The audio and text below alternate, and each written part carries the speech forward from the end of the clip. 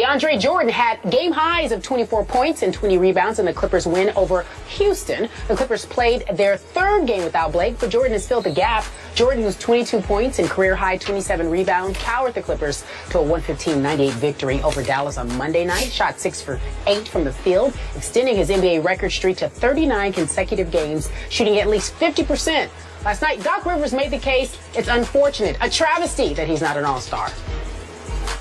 I just think that DJ should be on the All-Star team. I think it's a travesty. I really do. A guy that's getting 27 and 22 and 20s and 20s and is not on the team. And, you know, this is, you play both sides of the floor. And just the one side of the floor keeps getting all the credit and not the other side of the floor. And the other side is more important. There's never been a team that's won a title without being a decent defensive team or a great defensive team. Yet that side keeps getting forgotten about in the All-Star game. And DJ should be on. We all know it, but that's all right. DJ knows that we're playing for bigger things than All-Star games. Every year, coaches make the case for their players, but he's not the only one weighing in. Magic tweeting this: I normally don't pull for the Clippers, but I was pulling for Deandre Jordan to make the All-Star team. He deserves it. Another point guard great, Isaiah Thomas. Deandre Jordan deserves to be an all-star. Stephen A. Smith, you know the Clippers team very well. Talk about him a lot on the show. Obviously, Doc Rivers says that he deserves to be an all-star, if not a reserve, as well as the other greats weighing in. Does he have a point? He has a point. Deandre Jordan, to me, has the potential to be the best big man in the game. He's clearly one of the top 3 big men in the game, probably top 2. He's a defensive stalwart. There's no doubt about that. He's incredibly formidable. I'm very fond of him as a person as well. I talk to him all the time whenever I'm out at a Clippers game because I got a lot of love for his game. He's incredibly athletic. He runs the floor. There's never a shortage of effort. His problem is he's limited in terms of a post offense, and he is an absolutely positively horrific free throw shooter, which is the only thing I ever get on him about. My Lord, they can't play you a lot in the fourth quarter because you can't hit free throws. He's shooting 41% from the free throw line. That is abysmal, but that is the only thing that I can really say about his game. The thing is, here's the problem. Although I agree with Doc Rivers and Magic Johnson and Isaiah Thomas, the problem is, who are you going to take off? DeMarcus Cousins, to me, is the best big man in the game. When I think about Tim Duncan, just a model of consistency, excellence, professionalism, championship hardware. I know you're just supposed to go by the season, you know, but you talk about numbers. My question is, what are the San Antonio Spurs without Tim Duncan?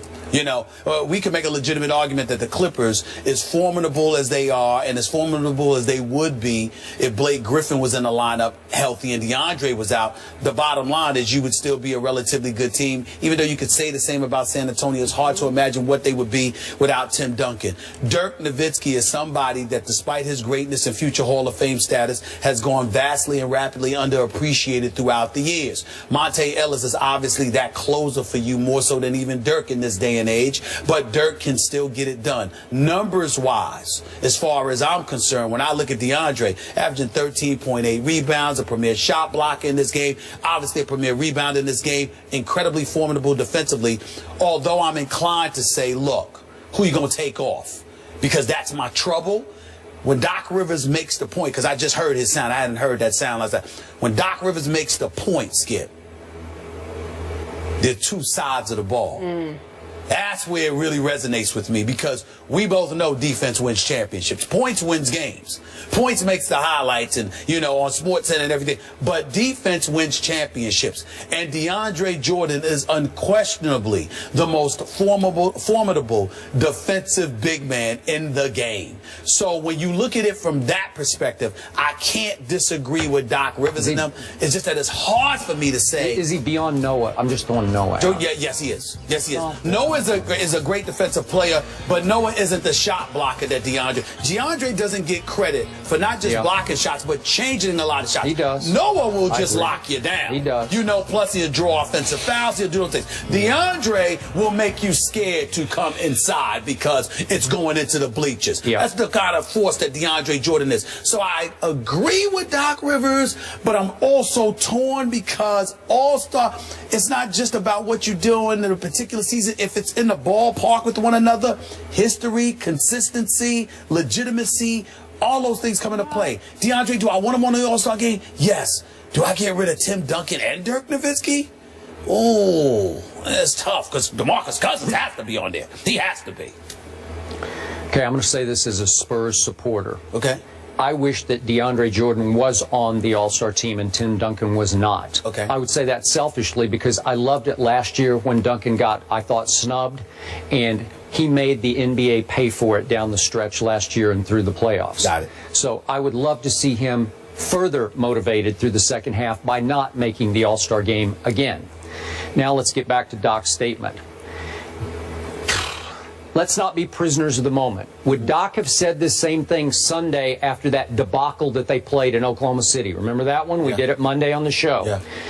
DeAndre Jordan disappeared in that game. He was getting abused occasionally by Mitch McGary in the paint. Mitch McGary was out of his mind. But again, it was one of those days. Mitch McGary has been playing well. I know. He didn't last night against Memphis, but they played great. And we're going to talk about them later in the show. Yes. The Thunder. They are coming, man. Yes, they are. Okay. Like I told you they would. Okay, so my point is DeAndre's games can be uneven because all of a sudden since February 2nd, he's had 3 20-20 games since February 2nd. Interspersed by that game in Oklahoma City that's inexplicably awful. But the 3 20-20s are the first 20-20s in his whole career. So all of a sudden, maybe it's no Blake for part of that period, he has just taken off. And yet when I look at the numbers, if I just do pure numbers versus Tim Duncan, I would put DeAndre on over Tim Duncan, just on pure numbers. And by the way, the Clippers at this moment, now at the break, have a slightly better record than my Spurs have. So you got to give them just on pure record a slight edge. And DeAndre Jordan leads the league in rebounding. He leads the league in field goal percentage. He is second in shots blocked. Well, Duncan can't compete with those kind of numbers. Now, what does intangibly Tim Duncan do for the Spurs? That's a whole nother conversation. And by the way, in Pop's 1,000th victory the other night, Duncan had a fourth quarter block of his protege, Roy Hibbert, from behind. It was spectacular. It was a game changer. Hibbert had like a layup, and you know how Roy is. He won't dunk it. He's going to like lay it in. And Duncan blocked him. Yeah, and Duncan blocked him from behind. Well, is that not classic Tim Duncan? No Duncan. He's just the wiliest, smartest, savviest post player that we've ever seen in the league. Okay, so those are the intangibles that don't show in these stats. Okay. But let me finish on the free throw shooting. Okay. It's just horrendously bad. Now, was Shaq bad? Was Wilt bad? Yes, they were awful too. But 41% ranks 135th in the league. And last night, DeAndre, in a victory, was 6 for 26 from the free throw line. Doc left him in the fourth and just said, okay, go ahead and foul him. And he made 7 out of 16 in the fourth quarter, which by his standards are, that was pretty good, actually. That kind of hung, you know, that let them hang on and win the game. Although it did help that the Rockets were 9 for 45 from three-point range. 9 for 45? Are you kidding me? Okay, so maybe we should throw all this out, but it was a prisoner of the moment. It was a good play by Doc. He wants to light a fire under DeAndre going into the second half. You got snubbed and you belonged. Now the motivation should be advantage Clippers. So, again, can you make the case he belongs? Sure you can. And I agree with Magic and Isaiah. They're right. These numbers scream that he belonged on the team, plus his defensive prowess and just changing shots that don't show in the statistics. Well, the thing about it, let me answer your question. First of all, you're right that Doc Rivers would not have said that after his performance Sunday. But the reason why that argument goes out the window is because he was saying it before Sunday. I was in L.A. I've spoken to Doc Rivers on several occasions. He's always raving about DeAndre Jordan. He's very fond of the guy. He loves what he brings to the table.